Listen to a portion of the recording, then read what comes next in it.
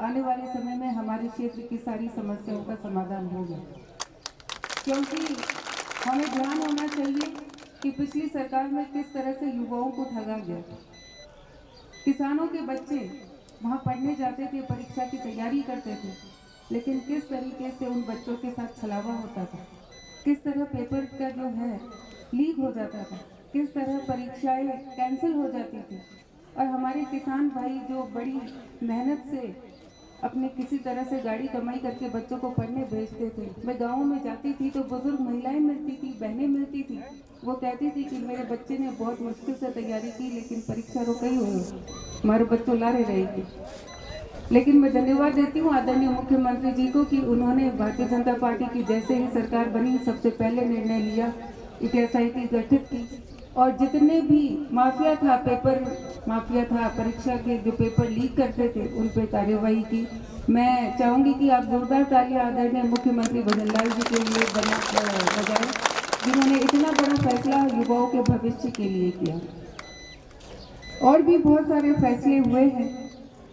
मैं आपको बताना चाहूँगी कि जिस दिन से आपकी बहन को आपने ताकत दी, उस दिन से भारतीय जनता पार्टी, क्योंकि मैं हमेशा से मेरा राजनीतिक जीवन भारतीय जनता पार्टी से की, उसी विचारधारा से जुड़ी।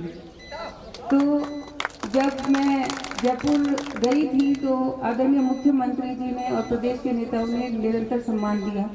चाहे राज्यसभा मेंबर का नॉमिनेशन का वक्त हो, उस वक्त भी आपकी बहन को याद किया और मेरे हाथों से फॉर्म जमा करवाया।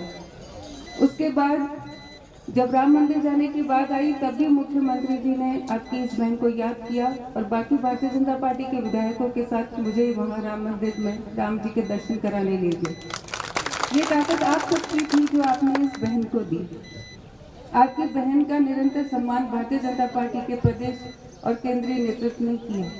जब लोकसभा चुनाव आए तब फिर से मुख्यमंत्री जी ने मुझे बुलाया और कहा, आग्रह किया कि भारतीय जनता पार्टी का समर्थन दे, भारतीय जनता पार्टी का सहयोग दे। और हम सब जानते हैं कि आने वाले समय में आदरणीय प्रधानमंत्री मोदी जी फिर से अपने देश की बागडोर संभालेंगे। राजस्थान में भारतीय जनता पार्टी की सरकार है, तो मैं आपसे इतना ही आग्रह करूंगी कि हम सब मिलकर भारतीय जनता पार्टी को मजबूत करें, ताकि हमारे जो काम है, हमारा जो विकास होना चाहिए, क्योंकि बहुत सारी ऐसी पंचायतें हैं जो 15 साल से परेशान हैं, कोई काम नहीं हुआ, उनके साथ भेदभाव का रवैया अपनाया गया। बूथ की लिस्टें देखी जाती थी कि यहाँ से तो वोट मिलते नहीं है, तो इसलिए ना यहाँ सड़क बनेगी, ना स्कूल आएगी, ना पानी आएगा, ना बिजली आएगी। 15 साल से परेशान होने के बाद उस भय को और आतंक को खत्म करने का जो काम आप सबने किया, आपने इस बहन को विधायक बनाया, तो अब अपनी सबकी जिम्मेदारी है और मेरी बहुत ज़्यादा जिम्मेदारी है कि जो क्षेत्र की जनता पीछे रह गई विकास के काम से, तो उस जनता का काम करवाना। और काम तभी संभव है, तभी आसानी से होगा जब हम सब मिलकर कड़ी से कड़ी जोड़ें। जब हम यहाँ से अच्छा परिणाम आगे लेकर जाएंगे तो निश्चित रूप से हम अधिकार से कहेंगे कि हाँ, हम भारतीय जनता पार्टी के साथ हैं, हमने मोदी जी को वोट दिया है और अब हमारे गांव में ये विकास के काम होने चाहिए। तो मैं आपसे आग्रह करती हूँ कि हम सब चाहते हैं मोदी जी प्रधानमंत्री बने, चाहते नहीं चाहते? एक बार जोरदार जयकारा लगाओ, भारत माता को पता चले, भारत माता की। चाहते तो हैं, सही बात है। क्यों चाहते हैं? देश का भला हो, देश का भला हो, साथ में सबका भला हो। सबका भला होगा तो देश का भी भला होगा। चाहे हम उनकी योजनाओं की बात करें तो चाहे किसानों की बात करें, जिनको किसानों के खाते में पैसे आते हैं। और एक वक्त था जब कांग्रेस के नेता खुद ही कहते थे कि हम वहाँ से 100 रुपये भेजते हैं, नीचे 10 रुपये पहुँचते हैं। लेकिन उस समस्या का समाधान आदरणीय प्रधानमंत्री मोदी जी ने किया, क्योंकि उन्होंने खाते खुलवाए, जनधन खाते खुलवाए। और आज अगर 100 रुपये दिल्ली से आते हैं तो 100 रुपये हमारे खाते में पहुँचते। महिलाओं के लिए, बहनों के लिए सबसे ज़्यादा जो ज़रूरी काम था, जो शौचालय बनाने की बात, वो केवल एक शौचालय नहीं है, वो इज्जत घर है, क्योंकि मेरी बहनों का मान सम्मान आदरणीय प्रधानमंत्री मोदी जी ने रखा। प्रधानमंत्री आवास, मेरी बहनें कैसे मजबूत हो, इसलिए जो प्रधानमंत्री आवास है वो मेरी बहनों के नाम से आए।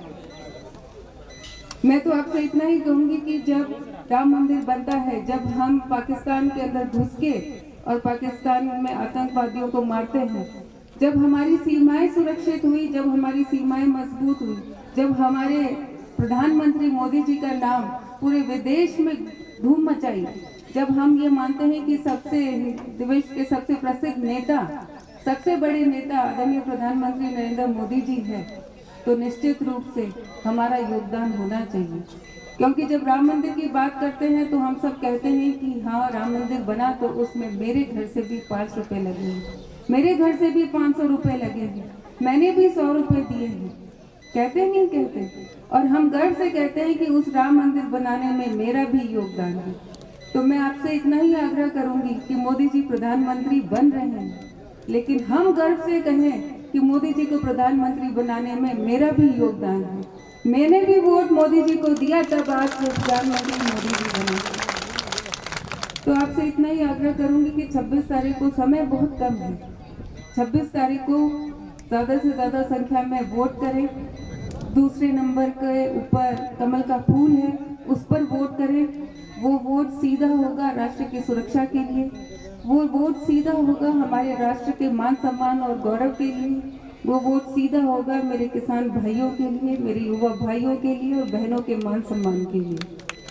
और खास तौर से अगर यहाँ बाड़मेर विधानसभा से अपन अच्छा परिणाम देते हैं तो निश्चित रूप से आप अपनी बहन के हाथ मजबूत करते हैं, अपनी इस बहन का मान सम्मान बढ़ाते हैं। तो आपसे इतना ही आग्रह करूंगी कि 26 तारीख को ज़्यादा से ज़्यादा संख्या में वोट करें, कमल के फूल के ऊपर अपना बटन दबाएं और अपनी इस बहन के मान सम्मान को और बढ़ाएं। धन्यवाद। जय हिंद, जय भारत।